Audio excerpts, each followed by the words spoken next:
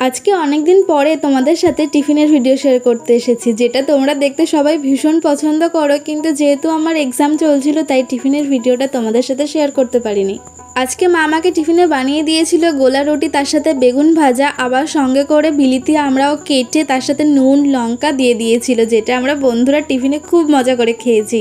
আর আমার তো ভীষণ ঝাল লেগে গিয়েছিল, কারণ লাস্টে আমি শুধু শুধু লঙ্কা গুঁড়ো খেয়েছিলাম। চলো এবার তোমাদের সাথে শেয়ার করি রাতের খাবারের ভিডিও। আজকে রাতের মেনুতে ছিল ভাত, তার সাথে কচুর তরকারি চিংড়ি মাছ দিয়ে। এই কচুর তরকারিটা মা দুর্দান্ত বানিয়েছিল, মানে এখনও মুখে লেগে আছে। আসলে আমার না কচু শাক, থোড় মোচা এগুলো খেতে ভীষণ ভালো লাগে, তো তাই জন্য আমার মনে হয় একটু বেশিই ভালো লাগে।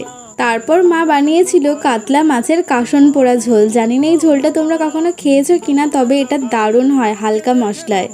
গরম ভাতে একদম জমে যায়। ভিডিওটা তোমাদের কেমন লাগলো অবশ্যই জানিও। আজকের মতো টাটা।